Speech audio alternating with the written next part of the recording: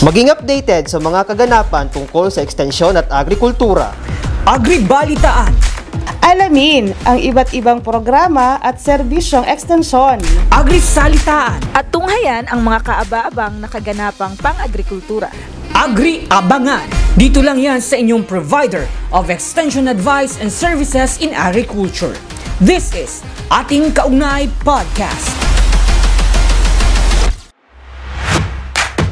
Narito na ang inyong provider of extension advice and services in agriculture. This is Ating Kaugnay, Ating Kaugnay, Ating Kaugnay Podcast. Magandang araw po sa ating lahat at welcome po sa ikapitong episode ng Ating Kaugnay Podcast, provider of extension advice and services. So ngayon pong araw, kilalanin natin si Ginoong Diosdado Leonidas Culiat Jr., may-ari ng Dads Integrated Farm na naging ganap na ATI Accredited Learning Site for Agriculture nito lamang na Setyembre 30 sa taong kasalukuyan. So, isang young agripreneur, si Dads ay marahil ang pinakabatang learning site cooperator ng ATI Bicol sa ngayon. Okay, so magandang araw sa iyo. Magandang araw po sa inyong lahat. Mabuhay. Mabuhay, okay. So, magpakilala ka muna para at least maano tayo. Ako po si Diosdado Leonidas Culiat Jr. na mas kilala po na Dads sa pangalang Dads. Ako po ay 28 years old. May-ari po ng Dads Integrated Farm na located po sa Zone 3, Pinit, Ocampo, Camarines Sur. Okay. Sige po. Yan, okay. So, bali po ngayon, ang pag-uusapan natin, ito yung kabataan at yung agrikultura. Since si Dads ay, kasama pa sa youth, no? Na ating binibigyan ng mga pagkakataon na at least iilan lang sa mga kabataan ngayon ang medyo na po sa atin sa agrikultura. Kaya ito ay si Dads po ay napaka kumbaga ito ay nagbibigay ng inspirasyon na ikayatin din ang ating mga kabataan, no? Na makapag sa atin, makatulong lalong-lalo na sa agrikultura. So umpisa na natin, Dads, ang ating kwentuhan, okay? So nasaksihan ng ATI Bicol ang iyong paglago mula sa pagiging young farmer bilang Adapt a Farm Youth Trainee hanggang maging full-fledged agripreneur. Bilang pinakaunang organic agriculture intern sa buong bansa na naging learning site for agriculture. Congratulations pala doon, Dads. Thank you so much po. Okay. So, maaari mo bang ikwento sa amin ang naging journey mo, yung paglalakbay, okay? Sa bilang kabataan na engage ngayon sa agriculture. Ano bang kurso mo na ikaw ay nasa kolehiyo? So, kwentuhan mo naman kami, Dads. So, bali po, ang magulang po ay mga magsasaka po. Yun po yung pinagkukunan namin ng income at yun po ang pinagkukunan nila ng income para kami po ay mapag-aral. Ako po ay nakapagtapos ng kolehiyo sa kurso pong Computer Technician and Electronics Technology. At Saan? Dito lang po sa Philippine Computer Foundation College, sa Pili branch po, dito sa Kamsur. Sa may Omega Opo, sa Kamsur. Tapos po, nag-take din po ako ng kursong Bachelor of Science in Architecture sa University of Nueva Cáceres. Pero nag-stop po ako noon kasi, yun nga, na-stress ako nung namatay yung papa ko kasi. Struggle is real po talaga nun. And then, paka-graduate ko po nung computer technician, nirecommend po ako ng teacher ko po na mag-work po sa isang computer store po sa Naga. And then, naging isa po akong sales clerk and technician. And after that po nun, naghanap po ako ng ibang opportunity na mas ma-improve pa yung knowledge ko. And then, napunta po ako sa isang 5-star hotel and resort po na sikat po dito sa Kamsur. So, naging isa po akong purchasing officer. And then, nagtrabaho po ako doon mga 2 years po lampas. Tapos, nag-resign po ako. And then, February 2020, so, yun po yung pag-resign ko. Tapos, bala ko na po nun talaga mag-abroad. 2020? 2020, so, opo. Ano yun? Pandemic, ano? Before po mag-pandemic, hindi ko pa naman po alam talaga na magpa-pandemic noon, that time. So, nag-resign po ako. And then, pag March yun na, nag-lockdown na po noon. And then yun, sabi ko kailangan, nakapag-isip-isip din ako doon sa amin na kailangan ko pala ng dapat sustain yung pagkain namin. Yung pagkain namin dapat nakukuha mismo doon sa farm. Panganay ka ba? Panganay? Pang-anim po ako sa magkakapatid. So, puro po babae yung kapatid ko. Okay. Tapos, dalawa po kami lalaki, pero special child po yung isa. So, ikaw talaga ako yung po talaga dumata yung padre de pamilya. Opo, Kasi nung namatay yung tatay, no? Opo. Tapos yung mga mo pala, yung mga kapatid mo ay mga babae. Opo, opo. Okay. Tapos, so, yan. Tapos after po noon, I'm so lucky naman po na thankful po ako sa mga magulang ko kasi yung lupa po pinagamit po nila sa akin para po i-develop as tourism. So bala ko po talaga dati is resort. Yun po talaga yung plano ko doon sa aking farm. And siyempre po sa budget, yun nga, yung budget though hindi natin kaya. So I decided na lang i-convert siya into farming na integrated farming. Pero yung nung nag-resign ka ba sa dati mong trabaho and yung sabi mo kailangan mo ng medyo siyempre dapat stable yung trabaho. Stable. Ano pa yung ibang option na tiningnan mo? Hindi ka naman kaagad nagbigay ng option na magsaka, di ba? Opo. Ano yung mga ang sunod doon ba ay pagsasaka na or may iba ka pang option after nung pag-resign mo? Yun po talaga yung bala ko mag-abroad po talaga eh. Magtrabaho po sa overseas. So, plano mo pala talagang maging OFW? Yes po, plano ko po talaga maging OFW. Kaso lang po, hindi po talaga ako pinalad nun. Bali, yung una ko pong try, yun na, nag-pandemic na. And then yung pagpangalawa, yung nung sa mga border pass, naghigpit. Tapos pagsunod naman yung pangatlo, yung nanakawan yung shop ng pinsan ko at nadamay yung bag ko noon. So doon nakalagay yung mga requirements ko, lahat ng requirements ko, and then yung yung date na yon at kinaarawan nun, yun na ang appointment ko para sa passport. Kaya hindi ko na nakuha talaga yung passport ko noon.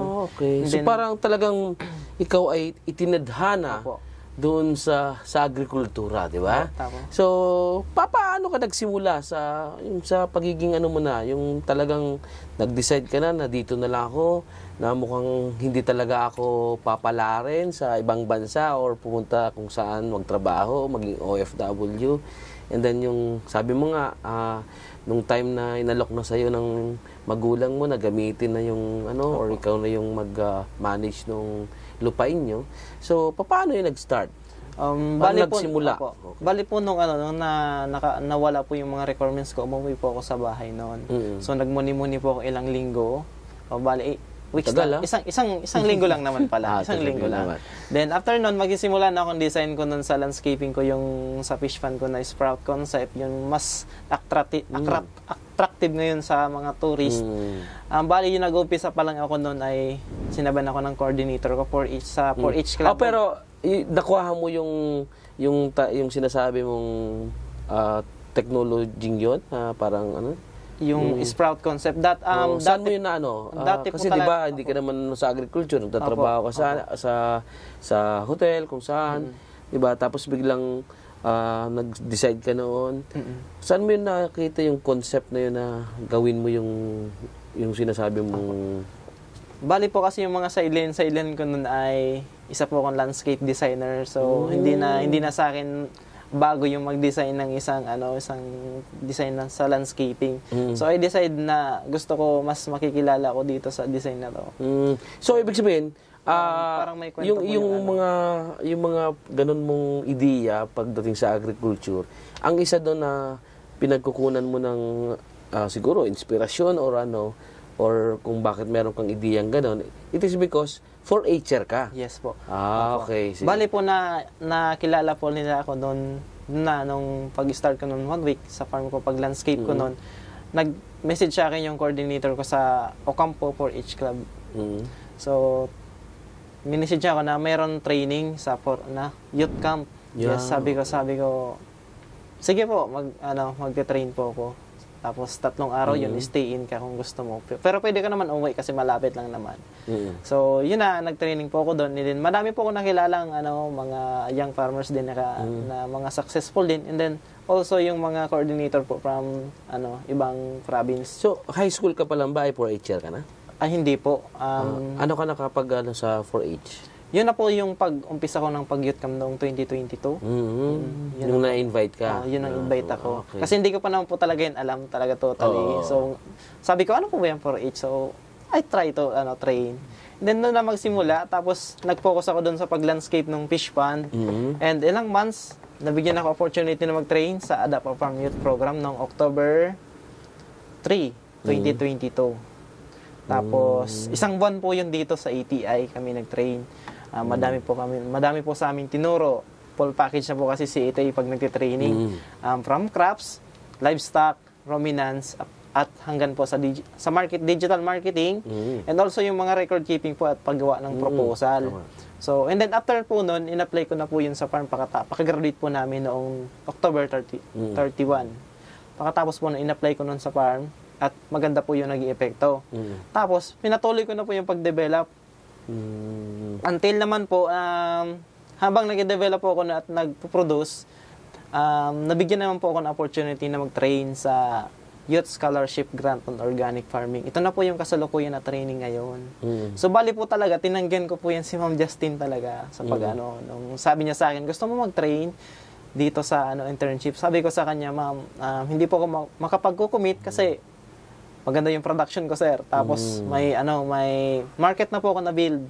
So naghihinayang ako, sabi ko, sayang naman po. And then also hinayaan ako ni Ma'am Justine. Tapos ilang weeks noon, may nag-back out pong grant participant. So doon na sinabihan ako ng na Ma'am Justine at yung coordinator ko na sabi nila sa akin, ang opportunities ay dadaan lang yan. Ang farm mo, mag-aantay yan sa'yo. Correct. So tinake ko po yun. At hindi ko po talaga expected na madami po ko talagang ma-develop na skills ko. At isa rin po sa pinakita sa akin ni ATI na ipakita mo kung sino ka talaga. Doon, pinakita ko lahat hanggang po sa develop ko po yung skills ko sa bamboo handicraft. Okay. Tapos hanggang sa maging sa pagdi-design ng mga buildings. Which yung bamboo na yun ay dominant dun sa yung farm, ano? Yes po, mas maganda po. Mas yung po nakikilala sa akin talaga yung sa bamboo handicraft. Sa ngayon po, madami po talaga yung nakilala. Hanggang sa na-features din po ako sa mga iba-ibang agencies. Like, hindi, yung kasi di ba nag-umpisa ka ng ipaano yung farm mo? Yes. Yung bagang pagandahin, yes, di ba? Tapos ayusin yung farm mo. And at the same time, di ba, ka na ngayon isa kang learning site for agriculture sa Bicol, specifically dito sa atin, sa Kamsur. At siguro, ano ba yung motivasyon mo during that time na sabi mo, baka tipong papagandahin ko ito para at least ma-apply ko bilang LSA, di ba? Yes po. Yung motivation ko po talaga is to inspired na lang po yung mga young farmers po natin kasi kulang po talaga yung mga young farmers natin. Sabi ko dapat yung design ko dito parang may kwento siya. Kasi para pag nagkukwento ako sa kanila, feel nila yung yung talagang sinasabi ko, talagang damang-daman nila na grabe yung eagerness of success talaga. Kumbaga hunger of success yung i-apply mo doon sa farm mo. Wow. At syempre dapat appreciated dapat kako, tapos kung saan sulok man dapat instagrammable yung mga design. So talagang yun yung balak mo, no? Yes. Na ayusin at pagandahin yung farm mo para at least kung kaya maging isang learning site ay i-apply mo talaga, no? Ako. So nung pumunta kami doon ay nakikita talaga namin kung paano mo pinapaganda at inaayos yung iyong farm. So, paano mo na-achieve yung mga ganitong, di ba, kagandahan ng farm mo? Na alam namin na, di ba, sabi mo nga, ikaw ay mahilig talaga sa mga landscaping. So, para kasing, paano ba natin i-integrate yung landscaping? Kasi yung landscaping, it's more on aesthetic lang yan di ba? Na tipong kailangan mo ng magagandang tanim or lagyan mo ng bato, etc. Pero yung kasi sa'yo ay hindi lang siya aesthetic, bagkus kaya niya pang magbigay ng produksyon, di ba? Opo. Or at least magkaano ka sa sa market, di ba? Opo. At least maibsan yung mga kakulangan pagdating sa gulay, sa mga ganito. So naka-integrate na-integrate mo yung maganda at meron siyang production, di ba? So paano mo yun na-achieve? So, bali po, yung pinakauna ko po talagang ginawa ay yung time management po talaga. So, bali po, yung ginawa ko doon ay production. Pagkatapos ko ng production po, habang nag-aantay po ako mag-harvest nung mga gulay, nagla-landscape po ako. And then also, pagkatapos po ng kapag hindi naman ako ginagana na mag-landscape, doon po ako sa handicraft gumagawa. So, doon yung So, additional. bali, tatlo yung ginagawa Opo, mo sa doon. inyo. Opo. From landscaping, tapos yung production, and then pag wala talaga, medyo maulan, hindi ka pa mag-field, Opo. nandun ka sa production, sa handicraft ng opo. production. So, parang talagang hindi ka mauubusan ng trabaho or gawain sa iyong farm, no? Opo. And syempre, pakikita kasi natin doon na yung mga ginagawa mo doon ay malaki yung tulong din ng mga trainings Opo. na sinasalihan mo, 'di ba? Lalong-lalo na yung sa OAP internship program mo, Yes 'di ba? po, opo. So, ano ba yung ilang buwan ba yung naging intern ka, saan at yung epekto ng exposure mo doon sa ibang farms? So, sa sa internship po ay 21 months po siya. Tagal. 9 months pong mag-intern po sa farm partners po ni ETI. At nadistino po ako sa 2 farm. So, bali po, pinanaktis po namin doon sa mga farm ay paggawa po ng organic fertilizer and also sa crop production po at meron din pong mga livestocks and ruminants at meron din pong stingless bee. Tapos po, implementation na po ngayon sa pagtapos po ng 9 months, may 1 year pa pong implementation. So, yun na po yung kasalukuyan yung na ginagawa ko, na pinapaganda ko po lalo yung farm ko. And also, yung mga trainings po, nandyan po si ETI, palagi po ako na-invite ni ETI sa mga trainings. At ina-apply ko naman po sa aking farm at also sinishare ko naman po sa communities. Para po hindi lang po ako dapat yung may knowledge, pati Correct, dapat meron din po silang knowledge. Dahil ikaw Dadsay, di ba, part ka ng kabataan pa ngayon. So, kumusta yung yung direction ng farm mo ay ganun ba na talagang mas mas maganda na yung ating mga kabataan ay bumisita doon sa iyong farm para mas ma-inspire? Marami na bang pupunta doon sa farm mo? Madami pong pumupunta ngayon sa farm ko Mga kasi youth, mga youth. Mga kalimitan po ay benchmarking and also yung mga agriculture student po pang po nila nag-interview sila for thesis. So, yun ang ko talaga na tulong ko sa kanila kasi yun talaga yung kailangan nila. Sineshare ko din yung mga knowledge ko about kung ano man yung natutunan ko doon sa farm ko. Saka yung mga katulong yun for, di ba, mga innovations na, Yes. na pwedeng gawin. Opo. Alam natin yung mga kabataan talaga ay malikot ang Opo. mga kanilang kaisipan. So, malay mo, di ba? Yung paggawa na ng thesis kasi thesis research Yes, so yung may makakatulong din i-upgrade mo, 'di ba? Ano pa yung mga kulang na pwede mo. So napakaganda nung yung farm, lalo na hindi lang siguro aesthetic yung kagandahan ng farm mo, bagkus yun ay maganda pa rin na maging inspirasyon ng ating mga kabataan, ano? Kaya nga siguro talagang puspusan din yung pag-upgrade mo din kasi para at least yung matulungan mo rin yung ating mga kabataan.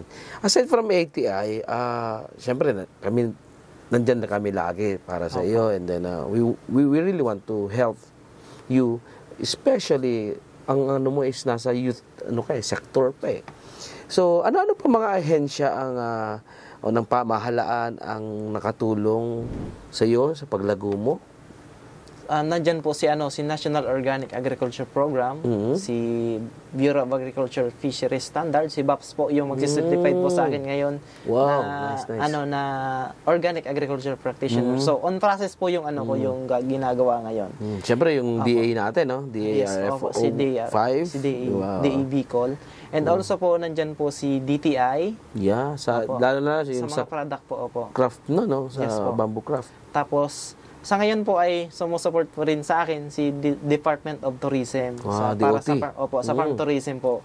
Sila po yung mga nagbibigay sa akin ng train kung paano po ma-develop yung farm. Kung ano yung mga aesthetic design na pwede mong gamitin sa iyong farm. And also yung mga requirements nila para sa mga tourists. And siyempre, ang LGU ng Ocampo, ha? Yes po, si Mau nandyan po siyempre. Full si support Mau. sa iyo Opo. lagi, ano?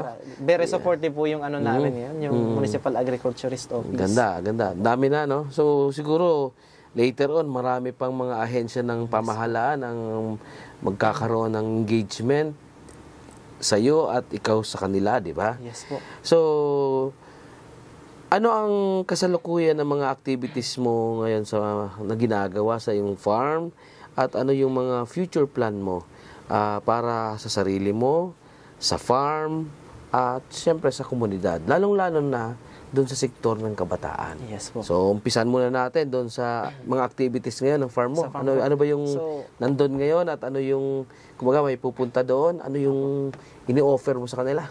Sa ngayon po, yung farm ko ay dinedevelop ko po siya, pinapaganda ko po. And then also habang nagde-develop po ako ay may production po ako ng mga salad vegetable po, which is pipino and iceberg lettuce. At also, yung ko po, naka-production din po yung yung fisheries, yung fish fund ko, tilapia farming. And also yung landscaping ko po, syempre yun yung Nandun lagi, pinaka-number oo. 1 na Yun po yung pinagpapaganda ko po ngayon. Kaya siguro yung DOT, di ba? Kasi Opo.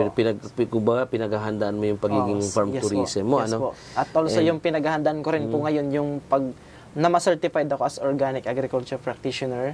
And also po yung yung sa pinopromote ko na rin po yung sustainable bamboo architecture po. Nung kasama na po nung Yung paggagawa ng mga Opo. bamboo baskets. Opo, Okay. bamboo basket and buildings po.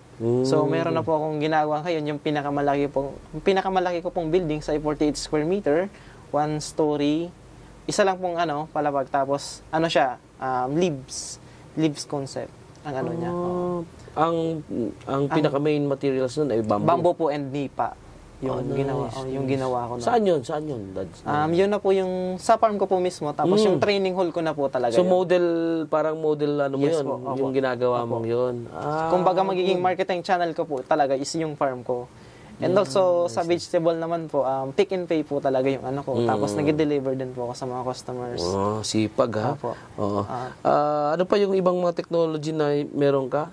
Sa ngayon po, ang pinopromote ko po yung edible landscaping, yung raised bed gardening, yung po ginagawa ng mga other country. So, dito rin po, pinopromote ko din po sa Pilipinas. Oo.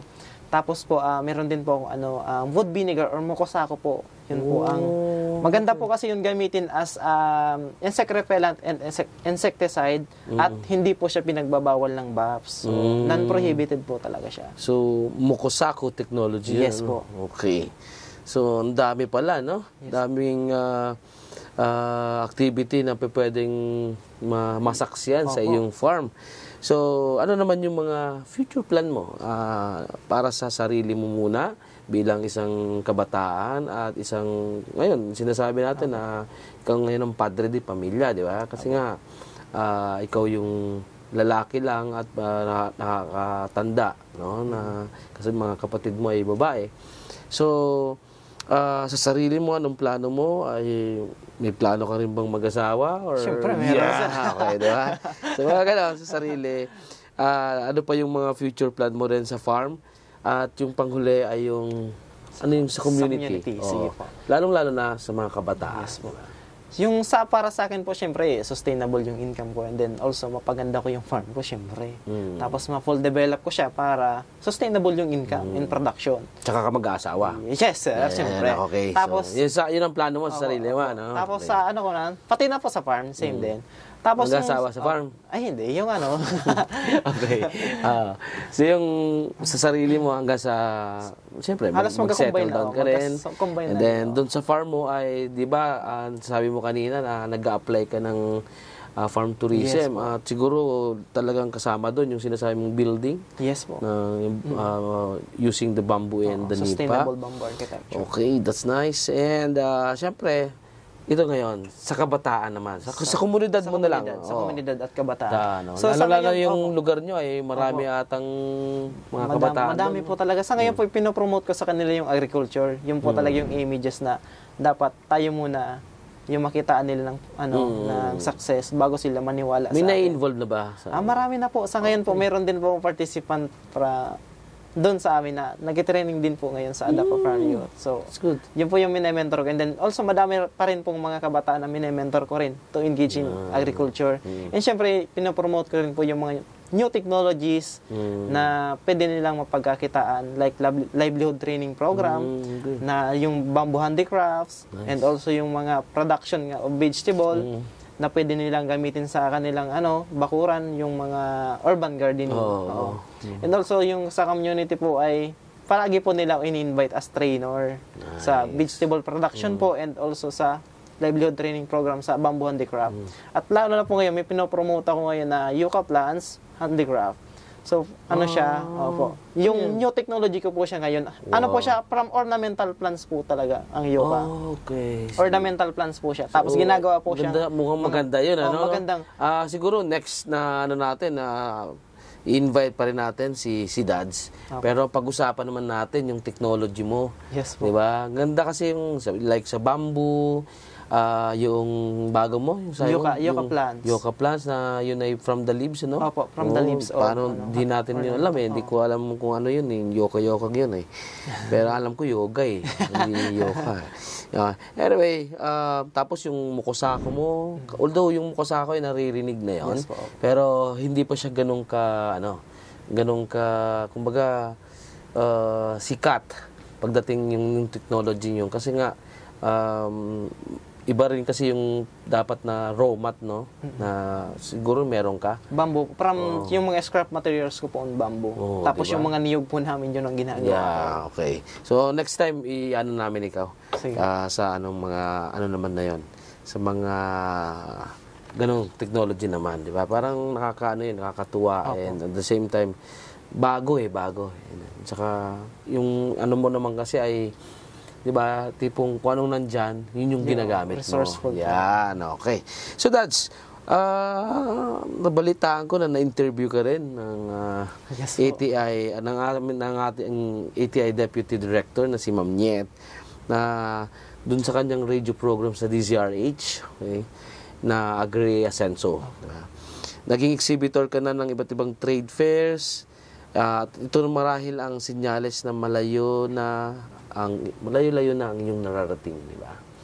And bilang young farmer, entrepreneur, ano ang mensahe mo sa mga kapwa kabataan? Di ba? So, may papayo ko po sa kanila ay keep on going lang kung ano yung goal nila sa buhay. Kasi sabi nga yun, struggle is real kapag achieve natin ang goal natin. At syempre, one step at a time lang po tayo. Kasi hindi natin kaya yung sabay-sabay na isa-isa lang kasi isa lang naman po tayo.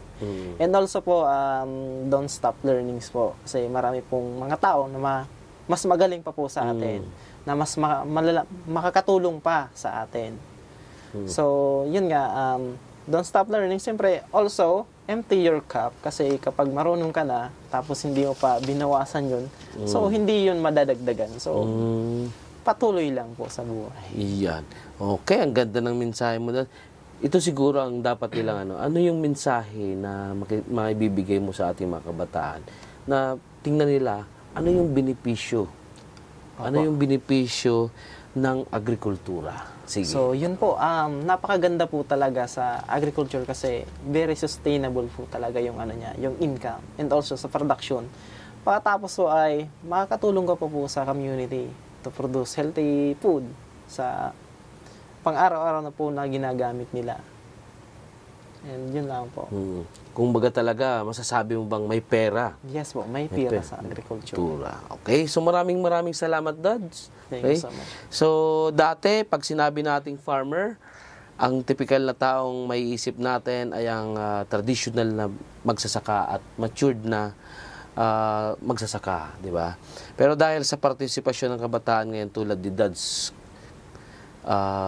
Kulyat, okay, sa larangan ng pagsasaka, unti-unting nagbabago ang agricultural landscape ng ating bayan.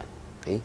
Dahil sa mas aktibong partisipasyon ng mga young farmer, agripreneurs tulad ni Dads, asahan natin na ang agrikultura ay magiging malakas na pundasyon ng pag-unlad ng ating komunidad at ng ating bayan.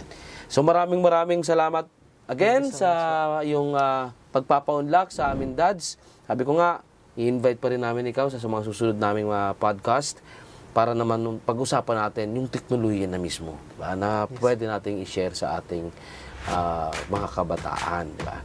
So, panghuling mensahe sa mga kabataan, aside from talagang keep going lang talaga, laging dire-diretso lang, diba? Ano pa yung, katulad mo, ano yung sa inyo, sa sarili mo na pwede ibahagi sa kanila? So, the most important po is the passion. Kasi kung masaya ka po sa ginagawa mo, ay magiging successful ka po talaga.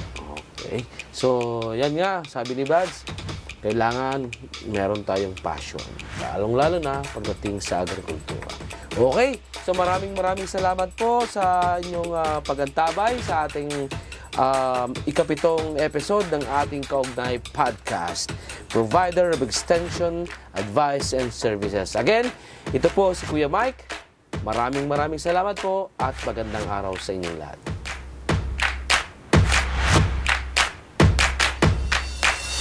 At yan ang ating Kaugnay Podcast, hatid sa inyo ng Department of Agriculture's Agricultural Training Institute Regional Training Center 5. Ito ang ating Kaugnay